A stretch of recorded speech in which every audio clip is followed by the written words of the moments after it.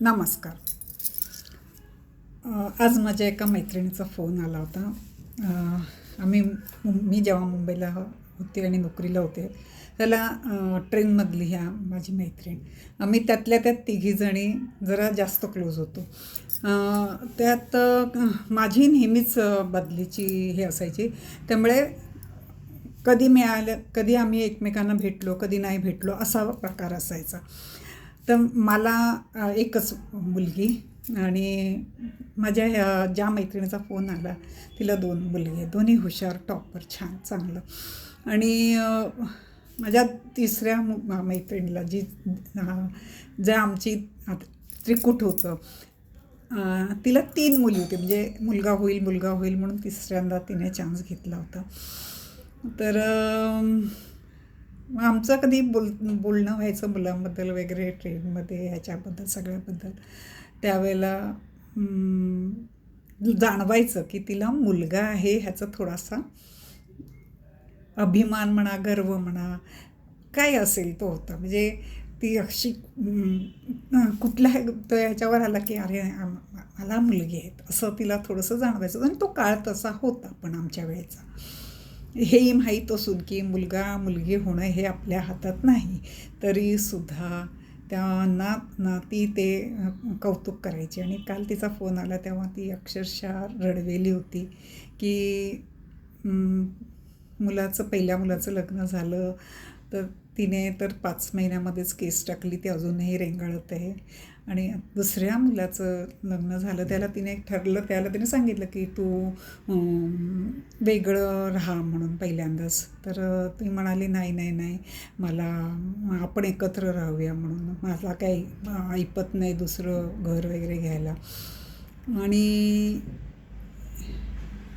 आता ती मला म्हणते, मी इतकी घाबरून राहते की पहिल्यांदा ती पण जॉईंटमध्ये होती बरीच वर्ष, तर सासू वगैरे सगळ्यांना घाबरून राहायची.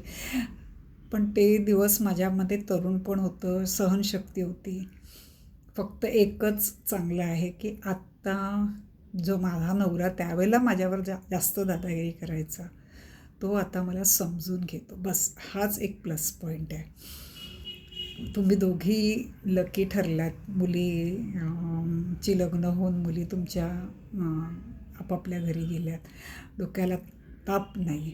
आता माझ्या तिसऱ्या मैत्रिणीची मोठी मुलगी, तिचं थोडासा प्रॉब्लेम झाल्याने ती परत आली आणि ती आईबरोबर राहते. तिचा नवरा आणि 2 मुलींची लग्न झाली, दोन्ही बाहेरगावी, म्हणजे बाहेर देशातच, बाहेरगावी ना, बाहेर देशात आहेत.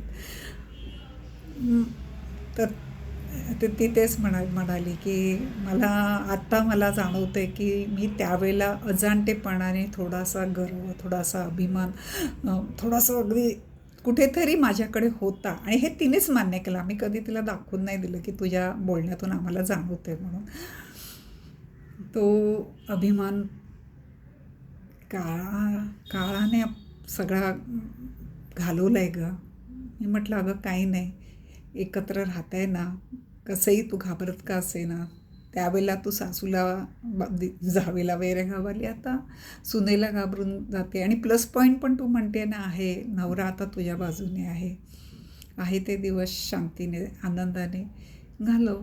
आणि ह्या पलीकडे काय सांगू शकतो आपण.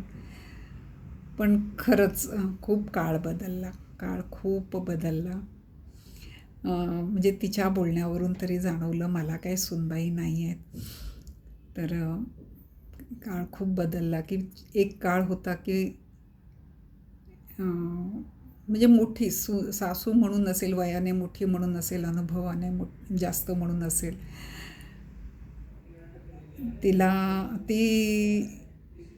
तिचा धाक घरावर असायचा.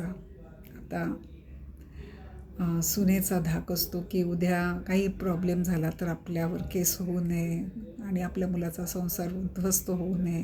एक मुलाचं ह्या स्पेसिफिकली ह्या मैत्रिणीबरोबर सांगायचं तर, एका मुलाचं झालेलं आहे, दुसऱ्या मुलाचं काही होऊ नये ह्याने तिचा जीव गुदमरतो आहे. पण ती तिथे म्हणजे एकत्र राहते आहे.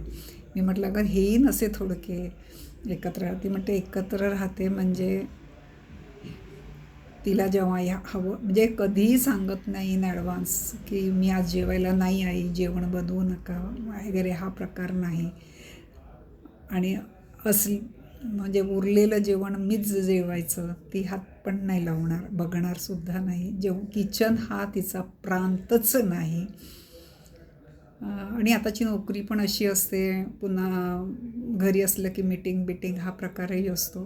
ती म्हणते ती घरी फक्त व फक्त म्हणजे ऑफिसला जाते तेव्हा ऑफिस म्हणून वर्क फ्रॉम होम असतं त्याला हे म्हणून, आणि जेव्हा ऑफिस सुटून येते तेव्हासुद्धा काहीतरी मीटिंग आली म्हणून मोबाईल घेऊन बसलेली असते तिच्या खोलीमध्ये.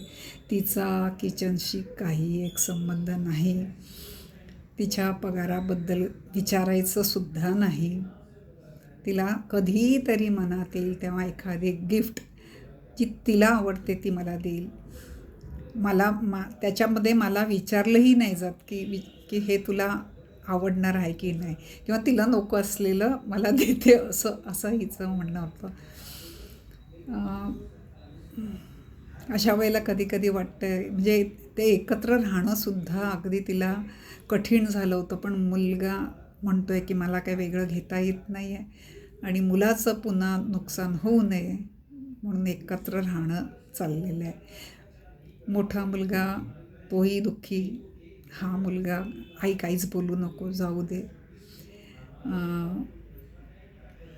पुन्हा पुढचं ती म्हणते एका दृष्टीने एक बरं आहे की चान्स नाही झाला किंवा घेत नाही आहे. लग्नाला आज मला वाटतं 8-1 वर्ष झाली आहेत. ही म्हणते मी येऊन पहिल्यांदा जरा कौतुकाने विचारलं होतं, तिच्या उडवाउडवीच्या उत्तराने आता मी तेही विचारत नाही. मूल बाळ नाही घरात, हेच 5 जणं.